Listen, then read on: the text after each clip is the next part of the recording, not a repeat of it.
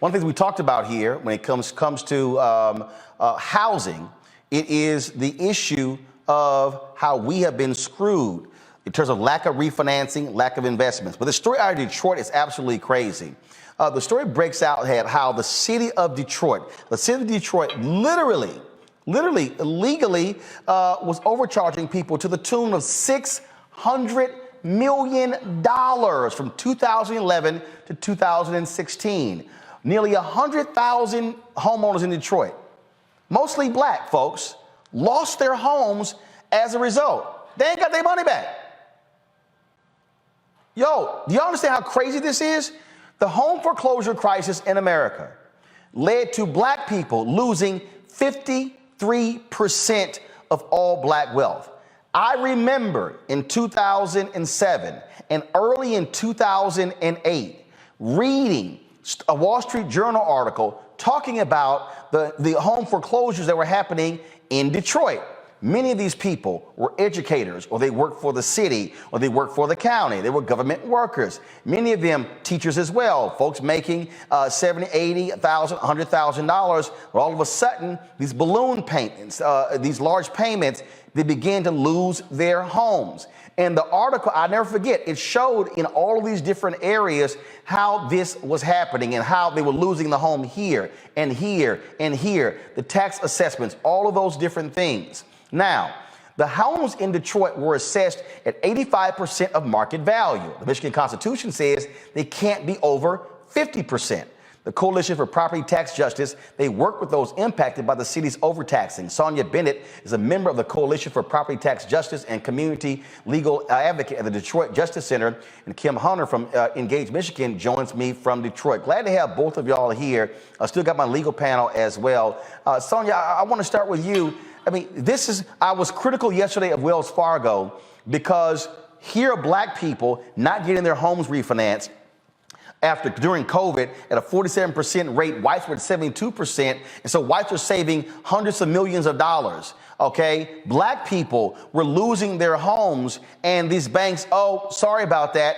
But the black folks now are renting. They don't own their homes. Now the families have lost out on that generational wealth as well. What is the city of Detroit saying? How are they going to make amends to these nearly 100,000 black people who lost their homes because they were taxed illegally? Well, they're doing what white folks do when it comes to talking to us about giving us our money back. They're ignoring us.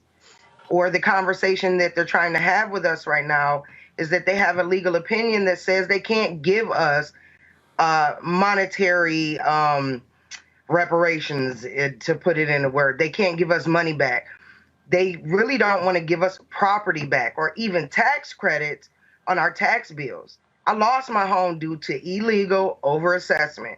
I want my money back, just like all the rest of the Detroiters. The crazy part about what they're doing here is they're attacking the lowest income valued homeowners. So they're attacking the people they know already are struggling with the bills, and they pump up this tax bill. And then when you can't pay it, it's a personal thing, right? Like, I failed. But then when you find out that the city is charging you taxes that you didn't owe, and in cases like mine, you lost your home when you didn't have to, man, it sets a fire off in you.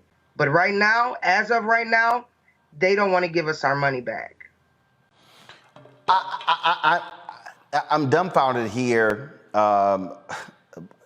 What the heck was going on? Kim, maybe you can explain to me, okay, first of all, how does this go on for 5 years and nobody says anything? Well, it was discovered, first of all, the coalition knew that folks were being over assessed. But there was a newspaper in town, the Detroit News, that came forward with a story with some real hard numbers on that overassessment. That's where we got the $600 million figure from over a period of, over a few years. And thanks for having us on here. I'm going to say that, we're not going to let this just go. The coalition is not going to say, okay, your lawyer said you couldn't pay it back, you didn't have to pay it back. We're not going to let that go. We have a relatively new city council that is really behind us, that's not going to let it go. We will find ways to stabilize the city. I just want to say there's a moral and there are moral and practical reasons that we have to do this. Detroit used to be the epicenter of Black home ownership in this nation. And now we're majority renters, and we cannot let that go. We cannot continue to let the intersection between racism and poverty destroy Black home ownership and Black home wealth in the city of Detroit. We're not going to let it go. We are going to try to get people some compensation, houses, or money, because we have to stabilize our city. We're a city of mostly single homes. We're not like, Chicago or New York where people rent. We're single family homes, and we have to have those homes stabilized. We have to have those homeowners stabilized, those families stabilized. And one of the ways we need to have that done is to get this $600 million back to where it belongs. Robert, Scott, Monique, the thing that is just mind-boggling for me here, we talk about how we were treated by the banks, but here you have the city. Sonja and Kim, these people no longer own these homes, right? No, sir. It's 100,000 homes. Yes, sir. In some cases, they're still in the houses. But the point is that even the ones that are in the houses are barely holding on.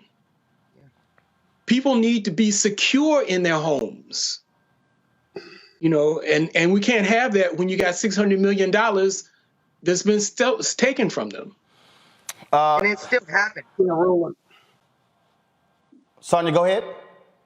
It's still happening. I'm a community legal advocate at the Detroit Justice Center, and every year, along with a student-ran program that the Coalition for Property Tax Justice does, we do the appeals every year. So Detroit has an appeal process where if you tell the city, hey, I don't agree with this tax assessment, and you put that in writing, they take a look at it. They take a look at what the assessment is, what your property looks like, and they lower it or they don't. And then it goes to what's called the March Board of Review, where a group of Detroiters decide whether they should lower your assessment or not. So every year we do these appeals for the residents to get their property tax assessments lowered, because it's still happening to this day. Scott, go ahead. Yeah, one of the challenges is once you go through that process, that's the process. It's not like you get another bite at the apple, right?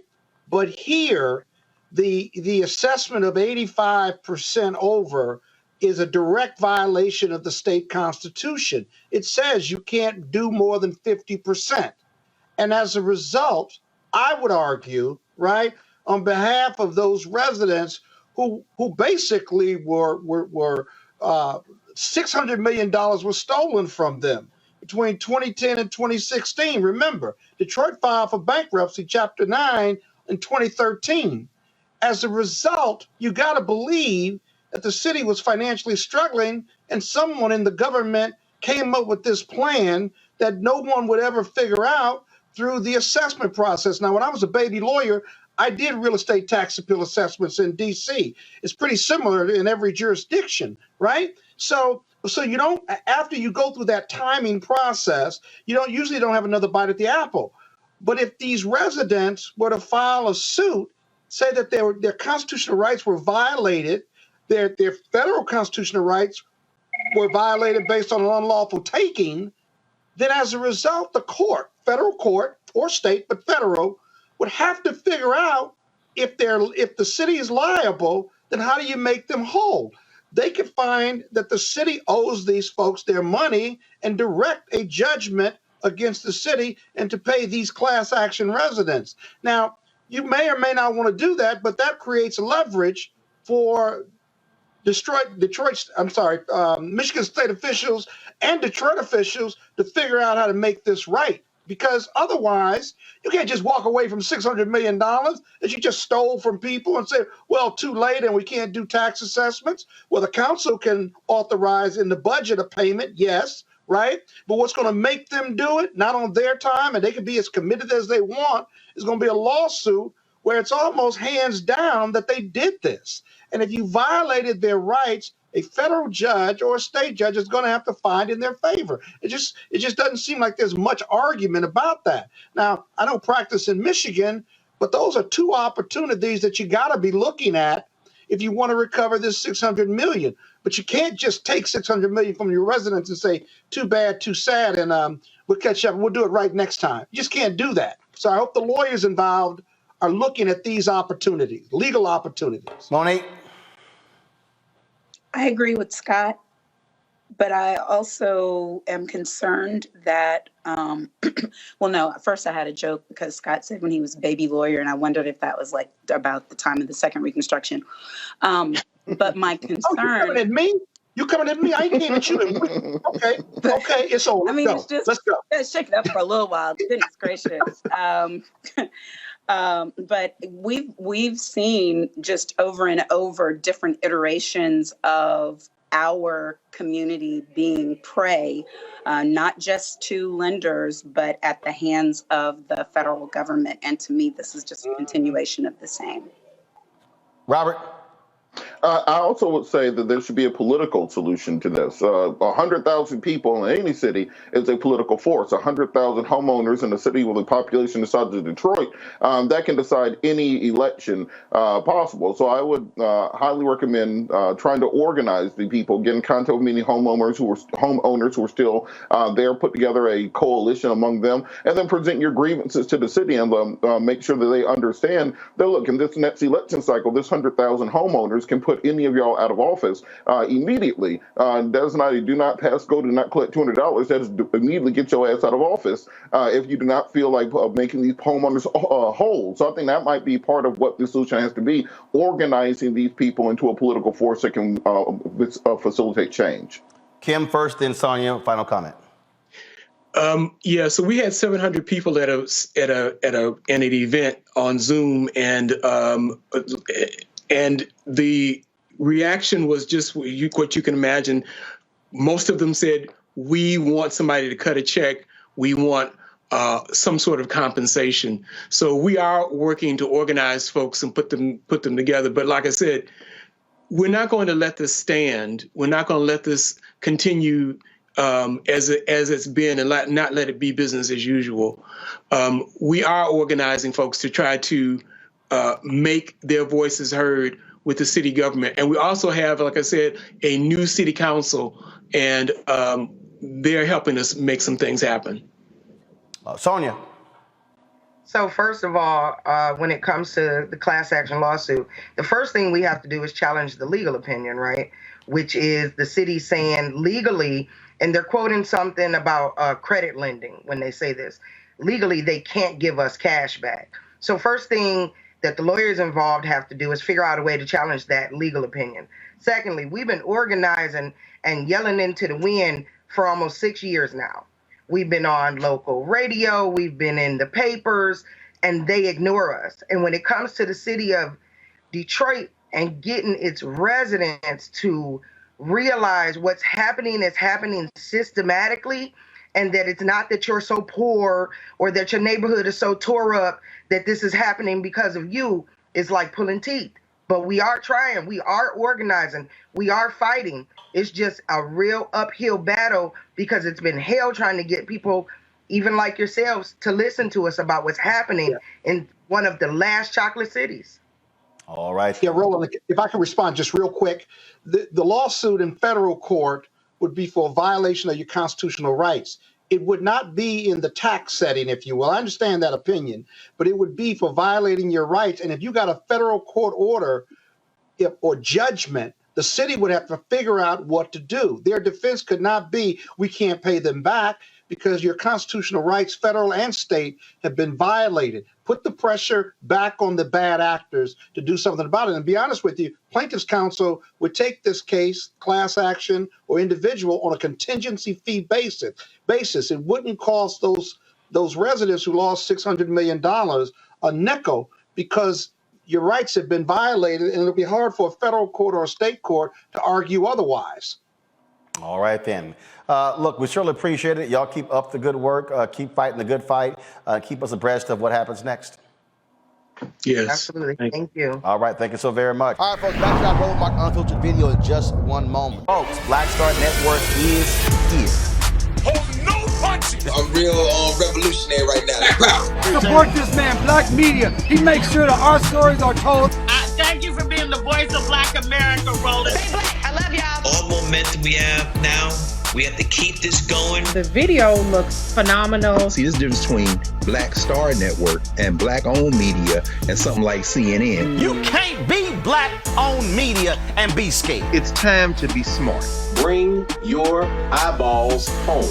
You dig?